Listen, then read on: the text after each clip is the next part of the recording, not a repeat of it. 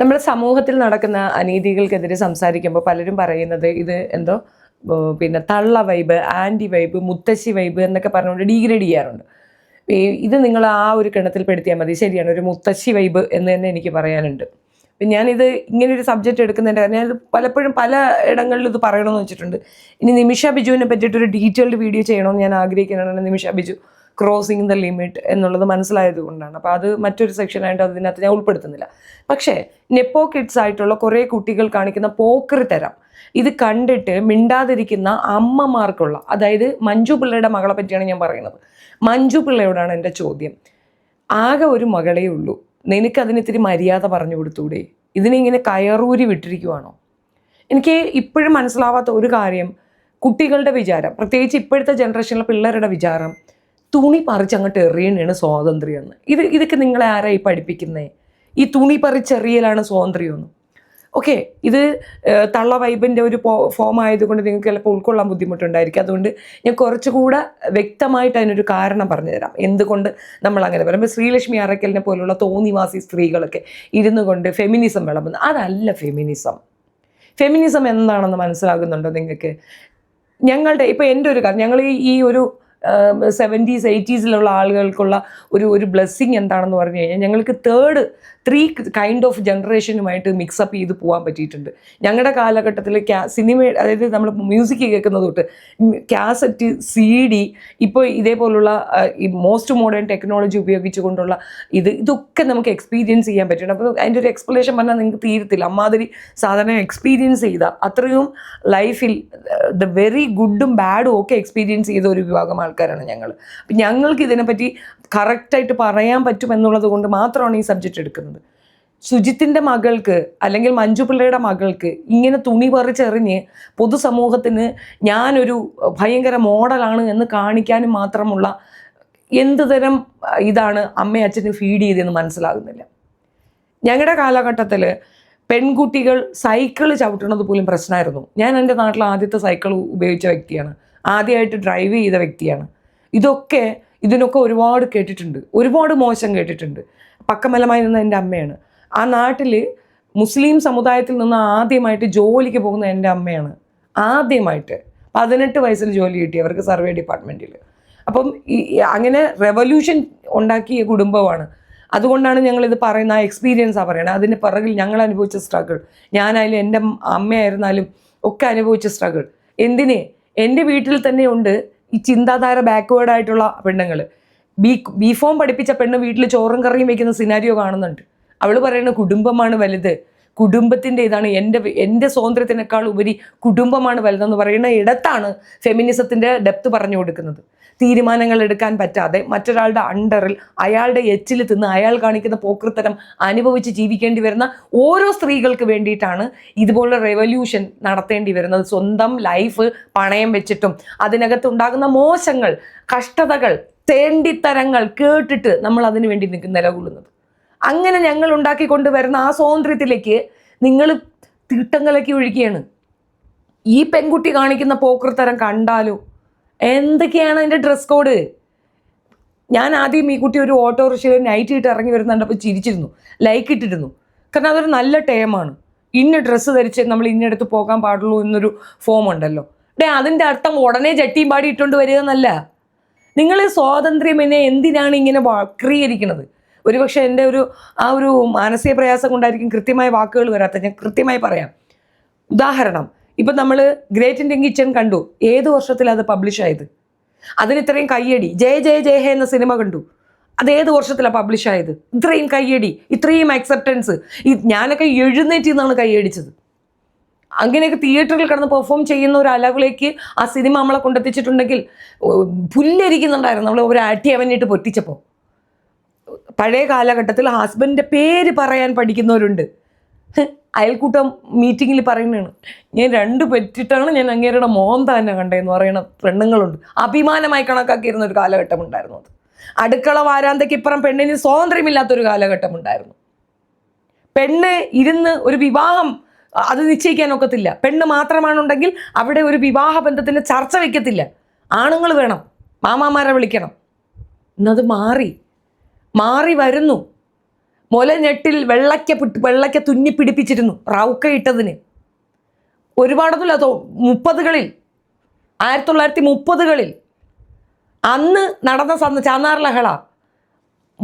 മാറുമറയ്ക്ക സ്വാതന്ത്ര്യമില്ല. പെണ്ണുങ്ങൾ അനുഭവിച്ച ബുദ്ധിമുട്ട്. ഈ കുട്ടി 13 വയസ്സുള്ള കുട്ടീനെയാണ് കൊണ്ടുപോയി ചിന്ന ഭിന്നമാക്കി കൊന്നു കളഞ്ഞത്. 30ഓളം പേര്. ഇന്നും സാമൂഹിക വ്യവസ്ഥയിൽ സ്ത്രീ എന്ന് പറയുന്നത് ഒരു മെറ്റീരിയൽ മാത്രമാണെന്ന് എത്ര പറഞ്ഞാൽ നിനക്കൊക്കെ മനസ്സിലാവും.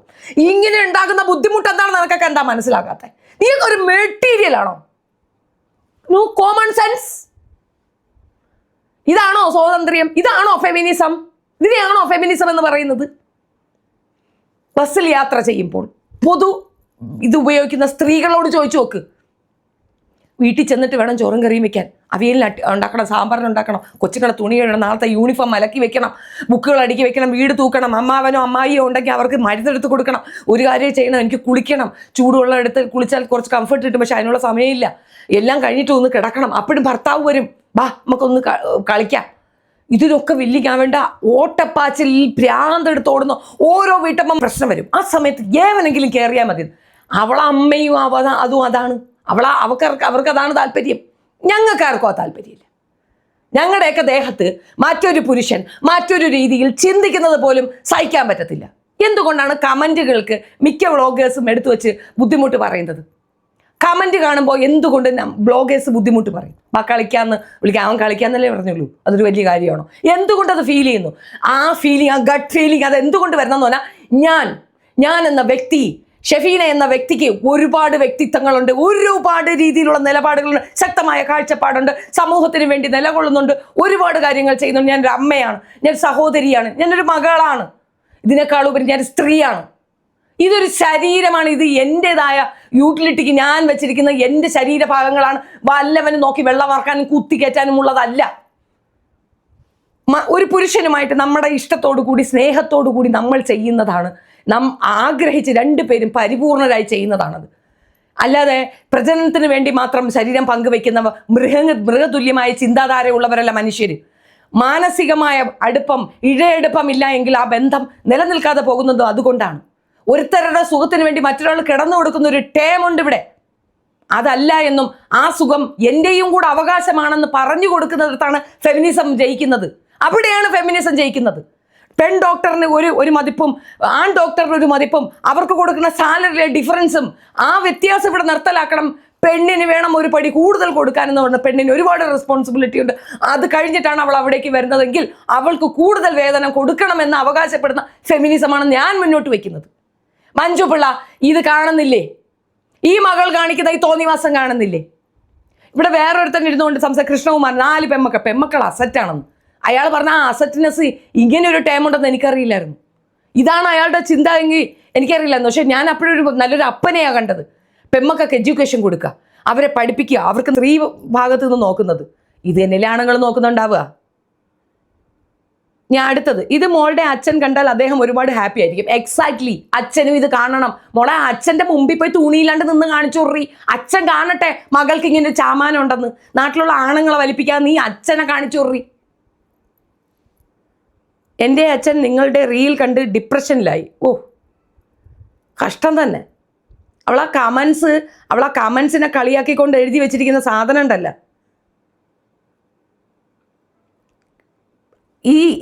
ഇതെന്താണെന്നറിയാമോ? മോഡേണിസം തലയിൽ കയറിയിട്ട് സംഭവിച്ച ഒരു തരം വൃത്തികെട്ട സോക്കേടാണ്. ഈ സോക്കേടിന് നല്ല തെരച്ചി വാല് കിട്ടും, അത് വെച്ചാണ് പൊട്ടിക്കേണ്ടത്. മുൻപ് കാലഘട്ടങ്ങളിൽ നമ്മുടെ പേരൻസൊക്കെ തന്നെ നമ്മൾ ചുരിദാർ ഇടുന്നില്ലേ? ഞാൻ ചുരിദാർ ഇടുന്ന സമയത്ത് നമ്മുടെ നാട്ടിൽ ആദ്യം ചുരിദാർ ഇട്ടത് ഞാനാണ്, ഓർത്തോളുക. ഇത് ഇടുമ്പോൾ തന്നെ എന്തെല്ലാം പറയും, കാൽസറേറ്റ് ഉണ്ട് ഇറങ്ങിയിരിക്കുന്ന ആൾ, കാൽസറേറ്റ് ഉണ്ട്.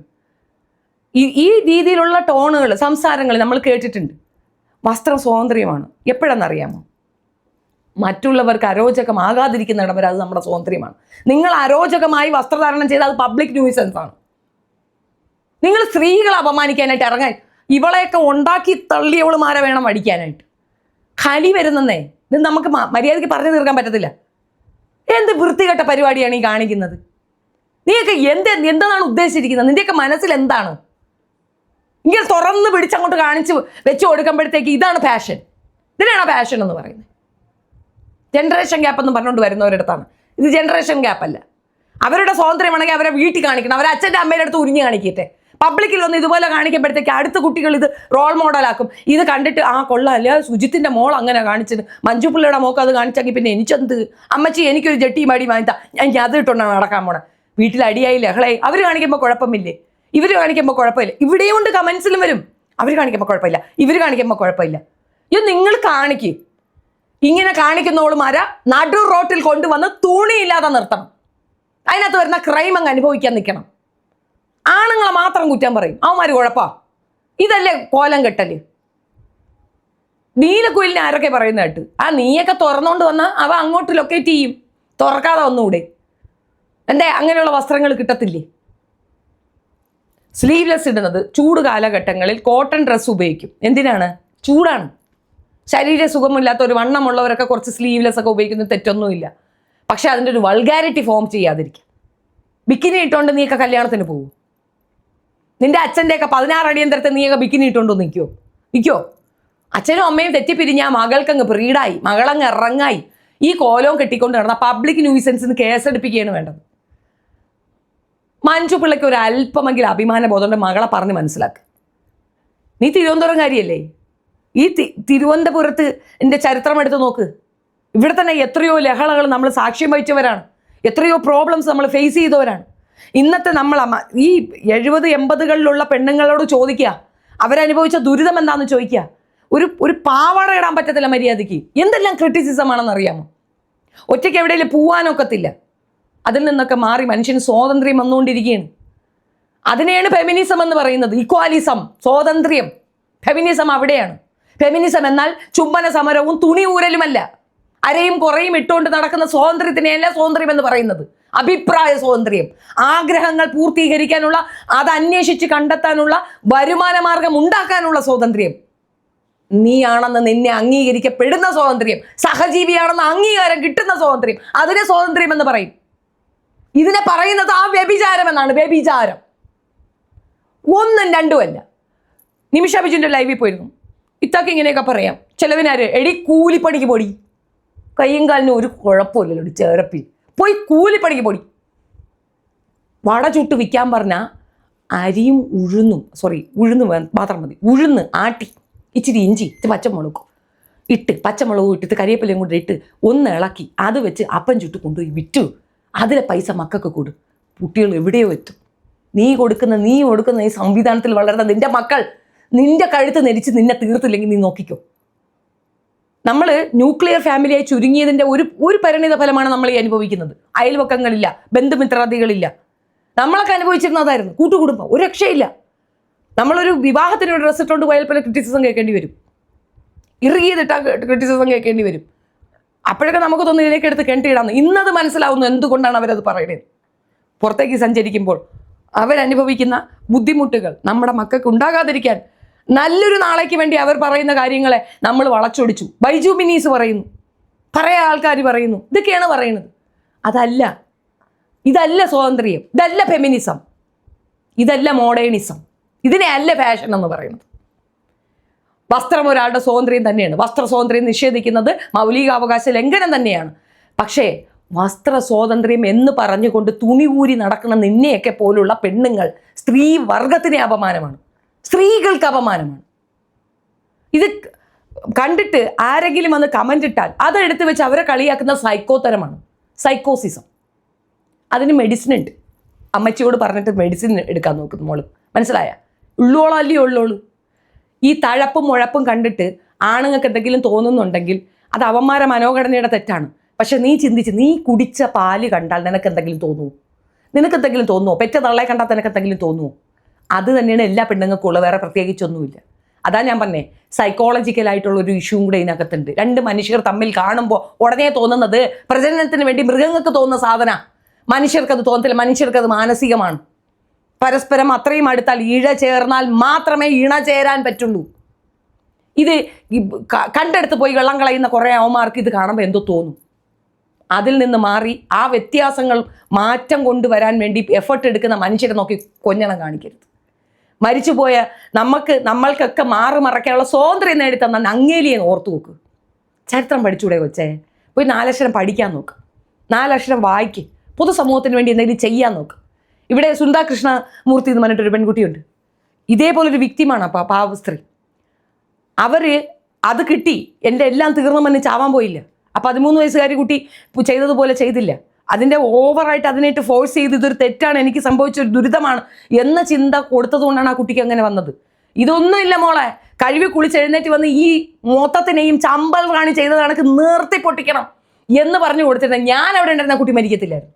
അത് മെഡിക്കൽ ടേംസിൽ മരിച്ചു പോയതല്ല, അതിൻ്റെ മാനസിക പ്രയാസം. ഇത്രയും പേര് അറിഞ്ഞോ, ഇത്രയും പേര് എന്നെ ചെയ്തോ, എനിക്കിനി ജീവിതമില്ലേ എന്നത്. ചമ്പൽ റാണിക്ക് ഇത് തന്നെയല്ലേ സംഭവിച്ച. 40ഓളം ഠാക്കൂറന്മാർ ഒന്നിച്ച് കയറി അവൾ അനുഭവിച്ച ദുരിതം ഒന്ന് ഓർത്തു നോക്ക്. എഴഞ്ഞു വലിഞ്ഞ് അവിടെ നിന്ന് എഴുന്നേറ്റ് അവൾ ഊർജ്ജം സംഭരിച്ച് എടുത്തു തോക്ക് ഇറങ്ങി പൊട്ടിച്ചു, നിരത്തി.